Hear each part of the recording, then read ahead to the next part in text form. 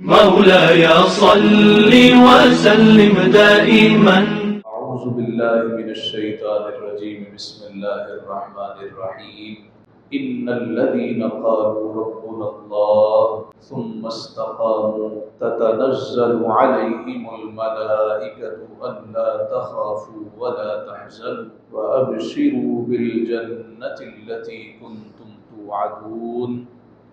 صدق اللہ مولانا العظیم. حاضرین محترم، آج جمعۃ المبارک کی اس محفل میں ہم جس شخصیت کی سیرت و کردار پر گفتگو کر رہے ہیں وہ ہیں مؤذن رسول سید المؤذنین سیدنا بلال بن رباح حبشی رضی اللہ تعالیٰ عنہ. وہ کسی نے کہا تھا، قمر اچھا ہے فلک پہ نہ ہلال اچھا ہے، نظر بینا ہو تو دونوں سے بلال اچھا ہے. حضرت بلال رضی اللہ تعالیٰ عنہ 20 ہجری محرم الحرام میں دنیا سے رخصت ہوئے. اسی مناسبت سے آج ہم حضرت بلال رضی اللہ تعالیٰ عنہ کا ذکر کر رہے ہیں. آپ کا ذکر کرنے کی چند وجوہات ہیں. پہلی وجہ تو یہ ہمیں پتہ چل سکے اسلام غلاموں کے بارے کیسا رویہ اختیار کرتا. دوسری وجہ یہ ہے کہ ہم یہ بھی سمجھ لیں عشق صرف یونیورسٹی کالج کی 4 دیواروں میں نہیں ہوتا، بلکہ حقیقی عشق کرنا ہو یا مکے کی گلیوں میں نظر آتا ہے یا مدینہ کے باغوں میں نظر آتا ہے. اور تیسری اہم وجہ کہ حضرت بلال رضی اللہ تعالیٰ عنہ کی ذات کے حوالے سے معاشرے میں کچھ غلط فہمیاں پائی جاتی ہیں. کیسی غلط فہمیاں؟ کہ آپ خوبصورت نہیں تھے، آپ کی زبان بہت موٹی تھی، آپ شین ادا نہیں کر سکتے تھے، آپ سین ادا کرتے تھے. اس طرح کی بہت ساری چیزیں جناب بلال کے حوالے سے. ایک بات اور کہ حضرت بلال نے ایک دفعہ اذان نہیں دی تو سورج طلوع نہیں ہوا. یہ اشعار کی صورت میں ہم جب محفل میں جاتے تھے، چھوٹی عمر ہوتی تھی، تو نعت خواں یا منقبت پڑھنے والے حضرات حضرت بلال کے حوالے سے یہ بات کرتے تھے کہ شین دی جاتے سین ہے پردہ ویکھو کینی تھے، یعنی شرم کی بات ہے. ہن اس نو ہٹائیے بانگا نوا کوئی لوائیے، یہ خیال آ گیا.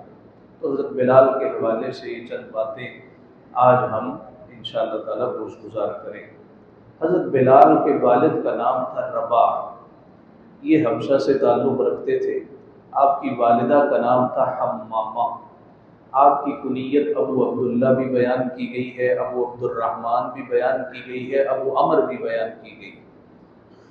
آپ تقریباً ساری زندگی مکہ مکرمہ میں ہی رہے، تو کوئی یہ نہیں کہہ سکتا کہ آپ عربی زبان سے نابلد تھے یا عربی لہجہ آپ کو نہیں آتا تھا. اول آپ عبداللہ بن جدعان ایک بڑا کافر تھا، اس کے ہاں رہے، غلام تھے. والد صاحب کا بچپن میں انتقال ہو گیا جناب رباح کا، تو آپ کی والدہ جناب حمامہ تھیں، آپ کی 2 بہنیں تھیں. عبداللہ بن جدعان کے ہاں غلام ہوئے. اس نے جناب بلال کی ڈیوٹی لگائی تھی، اور وہ ڈیوٹی یہ تھی کہ تم نے معبد میں جایا کرنا ہے اور جا کے بتوں کو صاف کیا کرنا. جناب بلال بڑی جفاکشی سے کام کرتے تھے، فطرت میں آپ کے محنت موجود تھی.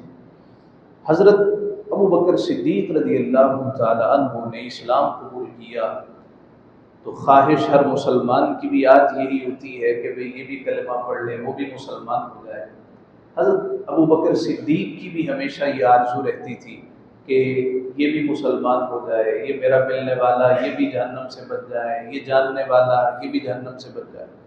حضرت ابو بکر کی تحریک پہ کئی مسلمان ہوئے، جن میں حضرت عثمان غنی ذو النورین بھی، جن میں حضرت بلال حبشی بھی ہیں، اور بڑے نام آتے ہیں. جناب بلال کو آپ نے دیکھا بڑی جفاکشی سے کام کرتا ہے بندہ، بڑی محنت کرتا ہے. مالک نے جو کہہ دیا تو سر ڈھا کے وہ کام کر رہا ہے کہ میرے مالک نے حکم دیا. جناب صدیق اکبر پاس سے گزرے، تھوڑی دیر دیکھا اور کہا، بلال تو ساری زندگی اس کی غلامی کرتا رہے گا، یہ تجھے کبھی بھی آزاد نہیں کرے گا۔ میں ایک ایسے بندے کے بارے جانتا ہوں، اگر تو اس کی غلامی میں آ جائے، دنیا میں بھی آزادی ملے گی، جہنم میں بھی آزادی مل جائے گی، آخرت میں بھی بچ جائے گا، یہاں بھی بچ جائے گا۔ کہا کہ ایسا ممکن ہے، ہم تو غلام ہیں۔ تو تصور ہی نہیں تھا کہ غلام ہے اور بعد میں وہ خود آقا بن جائے۔ کہا اتنا ہی نہیں ہے، تو ابھی مکہ کی گلیوں میں کام کاج کرتا ہے، وہ چاہیں تو تجھے کعبے کی چھت پہ بھی چڑھا سکتے ہیں۔ کہنے لگا کہ یہ کیسے ممکن ہے، میں حبشی غلام اور کعبے کی چھت پہ؟ ہمیں تو وہ قریب بھی نہیں پٹکنے دیتے۔ جس طرح آج بھی ہندو دھرم میں وہ کہتے ہیں یہ نچلی ذات کا ہے، یہ شودر ہے، یہ فلاں ہے، اس نے ہمارے اس معبد میں بھی نہیں آنا، یہ جگہ ہمارے لیے مختص ہے، ہم نے یہاں پہ عبادت کرنی ہے، لہٰذا یہ غلام، یہ ہلکی نسل کا، یہ اچھوت ہے، ہم نے اس کو اپنے معبد میں آنے کی اجازت نہیں دی۔ تو یہ زمانے جاہلیت میں جناب بلال حبشی رضی اللہ تعالیٰ عنہ کہنے لگے ایسا ممکن ہے کہ آج ممکن ہے، اچھا کرنا کیا پڑے گا؟ سلیم الطبع تھے، سلیم الفطرت تھے۔ کہا کہ کوئی نہیں، لمبا چوڑا تو کام کوئی نہیں ہے، بس گواہی دینی ہے اللہ کے سوا کوئی معبود نہیں اور محمد اللہ کے سچے رسول ہیں۔ جناب بلال اسی وقت کھڑے ہو گئے، بلال مجھے بتا کون سا کلمہ دہرانا ہے؟ تو کہا پڑھنا اشہد ان لا الہ الا اللہ واشہد ان محمد رسول اللہ۔ کلمہ پڑھا، مسلمان ہو گئے۔ اب ایمان چھپا کے رکھا جاتا تھا، چند تو مسلمان تھے۔ غلاموں میں سب سے پہلے حضرت بلال نے کلمہ پڑھا، بچوں میں، چھوٹی عمر والوں میں جناب سیدنا علی المرتضیٰ کرم اللہ وجہ الکریم نے پڑھا، اور بڑوں میں جناب صدیق اکبر نے پڑھا، اور خواتین میں سیدہ خدیجہ الکبریٰ رضی اللہ تعالیٰ عنہا آپ مسلمان ہوئے۔ جب بلال مسلمان ہو گئے تو ایمان چھپا کے رکھا جاتا تھا۔ ایک دن ایسا ہوا کہ اندر جو توحید کی ایک آگ لگی تھی وہ آگ بھڑکنے لگی۔ جب بت صاف کر رہے تھے اور لوگ بھی معبد میں موجود تھے، آپ نے زمین سے مٹی اٹھائی اور پھینکی، کہا ہم تمہاری صفائی کر رہے ہیں، تم ہمیں فائدہ تو دے نہیں سکتے، یہ کیسے جاہل لوگ ہیں جو تمہیں خدا سمجھ بیٹھے۔ لوگوں نے عبداللہ بن جدعان سے کہا تیرا غلام مسلمان ہو گیا، تیری اس میں سبکی ہے، لوگ کہیں گے اتنا بڑا سردار ہے، اپنے گھر میں مسلمان پالتا ہے۔ عبداللہ بن جدعان نے، امیہ بن خلف اس کا دوست تھا، وہ بھی سردار تھا، پیسے والے لوگ تھے سارے، ایک دوسرے کے ساتھ اٹھنا بیٹھنا ہوتا تھا۔ کہنے لگا میرے پاس ایک غلام ہے، بڑا کام کرتا ہے، جو حکم دو گے ابرو کا اشارہ بعد میں ہوگا، کام پہلے کر دے گا، میں چاہتا ہوں میں تمہیں گفٹ دے دوں۔ کہنے لگا اچھا کیا لوگے؟ کا کوئی نہیں، ویسے ہی تمہیں تحفہ دینا ہے۔ اس نے بتایا نہیں کہ اس وجہ سے کہ مسلمان ہو گیا، اور یہ بھی جانتا تھا امیہ بن خلف سخت طبیعت کا بندہ، ظالم اور جابر آدمی، خود ہی سیدھا کر لے گا۔ امیہ بن خلف کے پھر جناب بلال غلام بنے۔ جب امیہ بن خلف کے غلام بنے تو پھر بھی ایمان چھپا کے رکھا جاتا تھا۔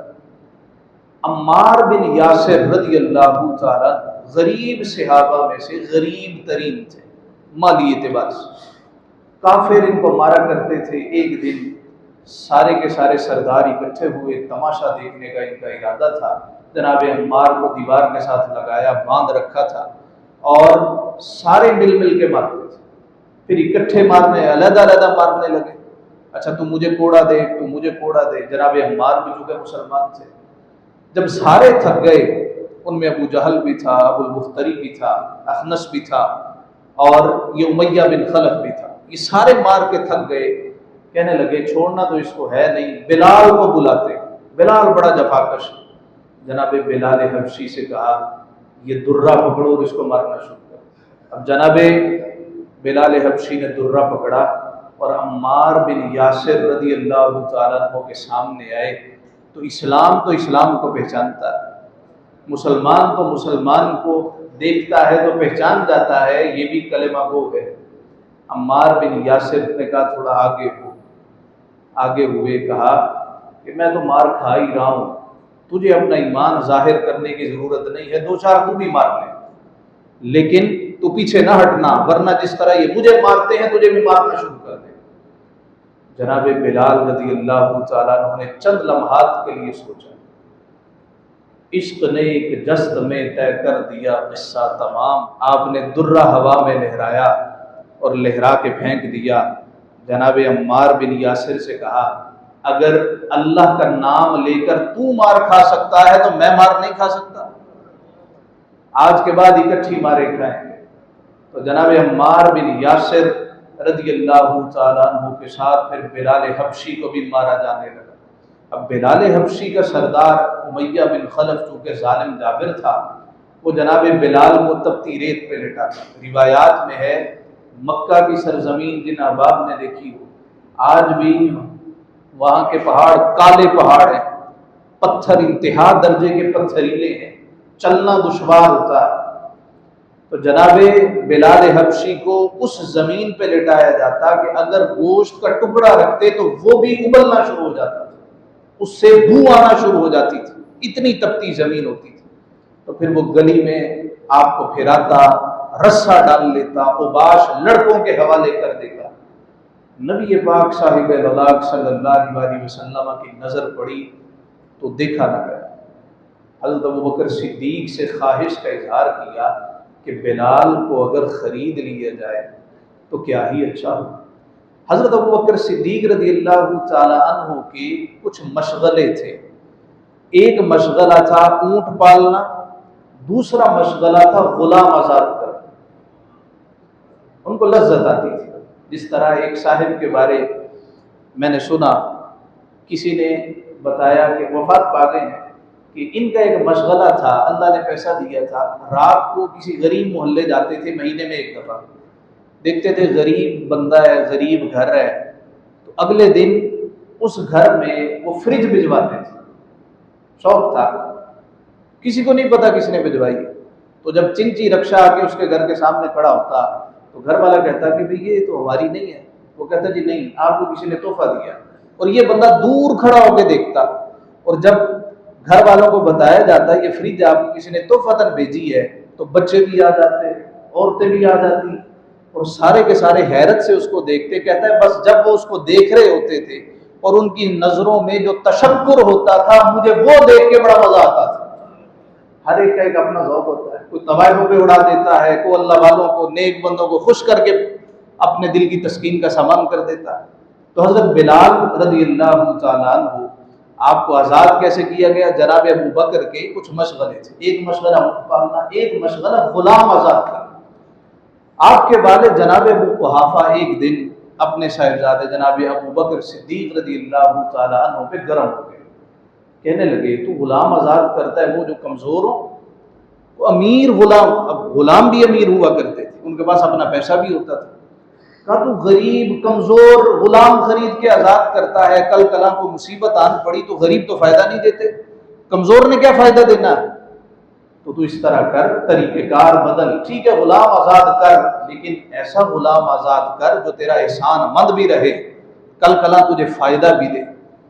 یہ ابو قحافہ کا بیٹا ابو بکر کہنے لگا ابا جی بات یہ ہے میں غلام اپنے لیے آزاد نہیں کرتا، میں اللہ کی رضا کے لیے آزاد کرتا ہوں.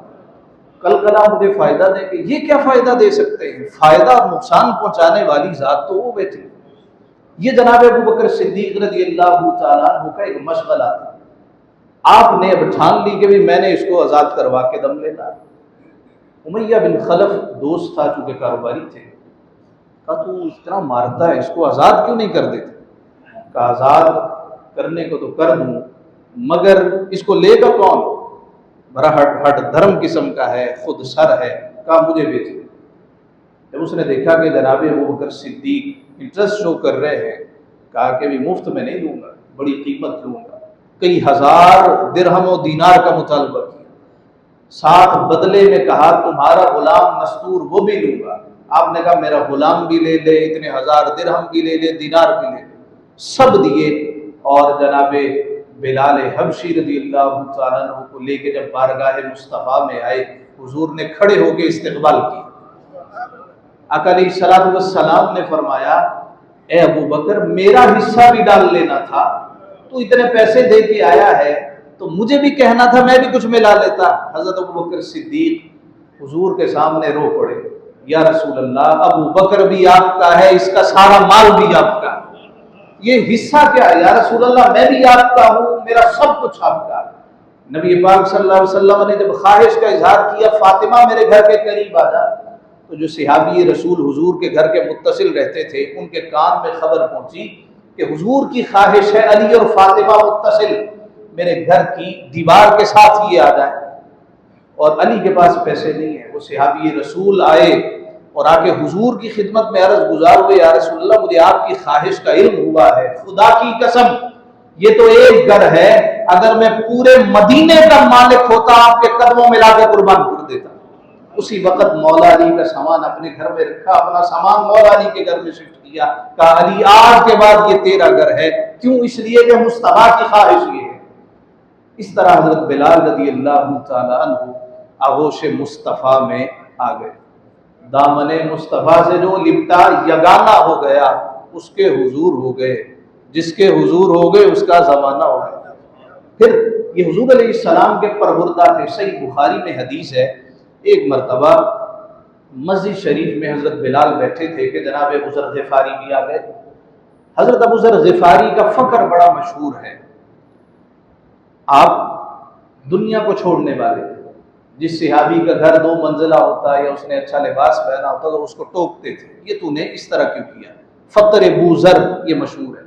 اس طرح ہمارے معاشرے میں ایک حدیث مشہور ہے، حضور نے فرمایا الفقر فخری، فقر میرا فخر ہے۔ ایسی روایت کوئی درست نہیں ہے، ایسے کتابوں میں چلتی چلتی آگے آقا علیہ الصلوۃ والسلام کا جو فقر تھا وہ اختیاری تھا، حضور علیہ السلام کے پاس سب کچھ تھا۔ خیر، حضرت ابو ذر غفاری اور بلال حبشی بیٹھے تھے، بات چیت ہو رہی تھی، کسی بات پہ جناب ابو ذر جلال میں آ گئے اور حضرت بلال سے کہا او حبشن کے بیٹے، تو ابو ذر سے یہ بات کر رہا ہے؟ حضرت بلال کے میں گمان میں بھی نہیں تھا کہ اسلام قبول کرنے کے بعد کوئی اس طرح ہمیں والدین کا تانا دے گا۔ یہ جب ابو جہل کا بیٹا مسلمان ہوا اکرمہ، تو کسی صحابی نے ان کے والد کے بارے کچھ کہہ دیا، انہوں نے سرکار کی بارگاہ میں عرض کیا، آپ نے فرمایا جو چلے گئے ہیں ان کے بارے بات کر کے زندوں کو تکلیف نہ دیا کرو، یہ تو مسلمان ہے، یہ تو کلمہ گو ہے۔ تو جناب ابو ذر نے کہا وہ حبشن کے بیٹے، تو ابو ذر سے اس طرح بات کر رہا ہے؟ حضرت بلال حبشی خاموش ہو گئے۔ تھوڑی دیر گزری، سرکار دو عالم تشریف لائے تو حضرت بلال حبشی کی آنکھوں میں آنسو بھی آ گئے۔ حضور نے دیکھا کہ جب مجھے دیکھا ہے تو رونا شروع کر دیا ہے۔ قریب آئے، بلال خیریت ہے؟ تو رو کیوں رہا ہے؟ رونے کا مزہ اسی کے سامنے آتا ہے جو غم خار ہو، جو غم گسار ہو۔ تو حضور کے سامنے ہی رویا کرتے تھے، اپنی آرزوئیں، اپنی خواہشیں، پریشانیاں سرکار کی بارگاہ میں سیاب عرض کرتے تھے۔ یا رسول اللہ یہ مجھے ابو ذر نے حبشن کا بیٹا مجھے تانا دیا۔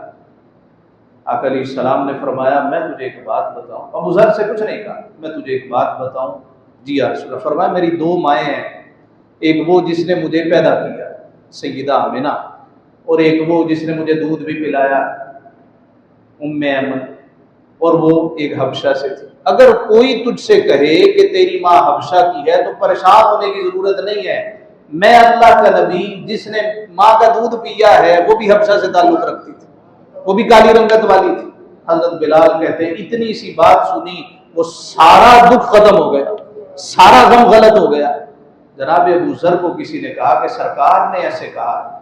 حضرت ابو ذر غفاری فوراً مسجد آئے، دیکھا بلال بیٹھے، مجھے معاف کر دے۔ بلال خاموش ہو گئے، مجھے معاف کر دے، اللہ کے لیے معاف کر دے، خاموش ہو گئے۔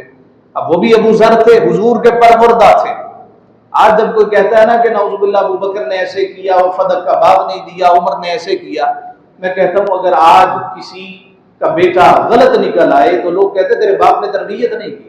یہ تو حضور علیہ السلام کے ساتھ ساری زندگی رہے، ان کے دنیا میں چلے جانے کے بعد بھی حضور نے اپنے پاس انہیں سلا کے رکھا، ان کی تربیت میں کوئی کلام کر سکتا؟ اب دیکھیے سرکار کے پروردہ جناب ابو ذر نے دیکھا کہ یہ معاف کرنے پہ جلدی آمادہ نہیں ہو رہا، مسجد نبوی کے باہر آ گئے اور اپنا گال زمین کے ساتھ لگا دیا۔ مسجد نبوی کے باہر جو گلی ہے اس گلی میں آ کے لیٹ گئے، ایک گال زمین کے ساتھ لگا دیا اور کہا ہے بلال جب تک تو دوسری گال پہ پاؤں رکھ کے نہیں گزرے گا اس کا مطلب یہ ہوگا تو نے مجھے معاف نہیں کیا، اور میں اس وقت تک یہاں سے نہیں اٹھوں گا جب تک تو مجھے معاف نہیں کر دیتا۔ حضرت بلال تڑپے اور باہر آئے، حضرت ابو ذر غفاری کو دیکھا کہ مٹی سے اٹے پڑے، کہا اے ابو ذر، میں نے کئی دفعہ دیکھا ہے یہ چہرہ اللہ کے سامنے جھکا ہوا، جو چہرہ اللہ کے سامنے جھکے بلال اس چہرے پہ پاؤں رکھ دے، بلال مرنا وہ گوارا کر سکتا ہے، کبھی کسی مسلمان کی توہین گوارا نہیں کر سکتا، جا میں نے تجھے اللہ کے لیے معاف کر دیا۔ یہ حضرت بلال حبشی رضی اللہ تعالیٰ عنہ جنہیں پھر سرکار دو عالم صلی اللہ علیہ وسلم نے کعبے کی چھت پہ چڑھایا۔ حنین کی سرزمین ہے، سنن ابو داؤد کی حدیث ہے، اتنی سخت گرمی ہے کہ برداشت سے باہر ہو رہی ہے۔ صحابہ کہتے ہیں ہم تتر بتر ہو گئے، کوئی کسی درخت کے نیچے، کوئی کسی درخت کے نیچے۔ آقا علیہ الصلوۃ والسلام خیمہ انور میں جلوہ افروز ہیں، تپتی دھوپ ہے، کوئی پنکھے کا تصور نہیں۔ جب سورج ڈھلا تو راوی کہتے ہیں میں نے اپنی زرہ پہنی، سرکار کی بارگاہ میں حاضر ہوا، آقا علیہ الصلوۃ والسلام سے عرض کیا رسول اللہ چلے، سورج ڈھل گیا ہے، سفر کا آغاز ہونا چاہیے۔ آقا علیہ الصلوۃ والسلام کھڑے ہوئے، دیکھا کہ بلال ایک ایسے درخت کے نیچے جلوہ گر ہیں، لیٹے ہوئے ہیں جس کا سایہ ایک چھوٹے پرندے کے برابر ہے۔ تپتی دھوپ میں بلال کے پاس سایہ کتنا ہے؟ جتنا ایک چھوٹا پرندہ ہوتا ہے۔ حضرت بلال وہاں پہ لیٹے ہوئے۔ آج ہم نعت سننے کے لیے وہاں جاتے ہیں جہاں عمرے کا ٹکٹ رکھا ہو، نماز پڑھنے کے لیے وہاں جاتے ہیں جہاں اے سی لگا ہو۔ ہمیں کیا پتا کہ بھی دین کس طریقے سے پھیلا ہے اور کس انداز سے حضور علیہ الصلوۃ والسلام اور صحابہ اس دین کو ہم تک پہنچانے میں کردار ادا کر چکے۔ تپتی دھوپ ہے اور بلال تڑپ رہا، مگر حضور کا خیمہ چونکہ پاس ہے، اس کے پاس درخت کوئی نہیں ہے، چھوٹی سی ٹہنی ہے، تھوڑا سا سایہ ہے، بلال وہاں لیٹا۔ حضور کھڑے ہوئے، فرمایا قم یا بلال، بلال کھڑے ہو جاؤ، آؤ چلتے۔ حضرت بلال تو فوراً کھڑے ہو گئے۔ یہاں پہ حضرت اقبال رحمۃ اللہ تعالی علیہ وہ کہتے ہیں کہ ایسا آسمان نے کبھی دیکھا نہیں تھا کہ آقا اپنے غلام کو اتنی محبت سے پکارے اور اپنے عزیزوں سے پہلے اپنے غلاموں کو پکارے۔ پھر اقبال کہتے ہیں کہ میں تخیل کے ساتھ دیکھ رہا ہوں، ابو جہل اس کی روح کعبے کے ارد گرد رو رہی ہے، تڑپ رہی ہے اور کہہ رہی ہے یہ کیسا بندہ جس کا نام محمد ہے دنیا میں آ گیا ہے، جس نے امیروں اور غریبوں کا، آقا اور غلام کا فرق ہی مٹا ڈالا، ایک ہی صف میں محمود و ایاز کو کھڑا کر دیا۔ حضور سب سے پہلے کس کو پکار رہے ہیں؟ بلال کو کدھر ہے؟ اب حضرت بلال رضی اللہ تعالیٰ عنہ آگے بڑھے اور جملہ کیا تھا؟ لبیک وسعدیک یا رسول اللہ، یا رسول اللہ میں حاضر ہوں، مجبوراً حاضر نہیں ہوں، دل و جان سے حاضر ہوں۔ وانا فداؤک یا رسول اللہ، یا رسول اللہ میں آپ پر دل و جان سے فدا ہوں۔ یہ حضرت بلال حبشی رضی اللہ تعالیٰ عنہ جنہیں پھر مصطفیٰ نے فرمایا تو کعبے کی چھت پہ کھڑا ہو، اور نہیں تھے مگر حضرت بلال رضی اللہ تعالیٰ عنہ سب سے فصیح تھے، سب سے بلیغ انداز سے بات کرتے تھے، آپ کی اذان سننے کے لیے لوگ تڑپا کرتے تھے۔ لوگوں میں جو مشہور ہے کہ آپ کی آواز صحیح نہیں تھی، لکنت تھی، شین ادا نہیں کر سکتے تھے، بالکل غلط۔ حضرت بلال رضی اللہ تعالیٰ عنہ سب سے بہترین اذان دینے والے تھے، جنہیں مصطفیٰ جان رحمت نے اس وقت مؤذن بنایا۔ انہیں مؤذن رسول بھی کہا جاتا ہے، سید المؤذنین کے لقب سے بھی ملقب کیا جاتا ہے۔ پھر آپ ملک شام تشریف لے گئے، کیوں کہ مدینہ شریف میں اب حضور کا جلوہ نظر نہیں آتا، حضور نظر نہیں آتے، میں یہاں پہ نہیں رہ سکتا۔ جس گلی سے گزرتے تھے سرکار کی یاد آتی تھی، یہاں تک کہ عرصہ دراز کے بعد جب مدینہ شریف واپس آئے تو لوگوں نے کہا اذان سنائیں، کہا نہیں سنا سکتے۔ پھر حضرت امام حسن مجتبیٰ، حضرت امام حسین شہید کرب و بلا، ان کی سفارش کروائی گئی۔ انہوں نے کہا چچا ہم سفارش کرتے ہیں، اذان تو سنائیے جو ہمارے نانا کو سناتے تھے۔ تو حضرت بلال حبشی رضی اللہ تعالیٰ عنہ نے پھر شہزادگان کے کہنے پہ اذان کی۔ جب اشہد ان محمد رسول اللہ پہ پہنچے تو غش کھا کے گرے بے ہوش ہو، ہوش میں آئے، فرمایا میں اس جگہ نہیں رہ سکتا جہاں پہ میں ان کا نام لوں اور وہ مجھے نظر نہ آئے۔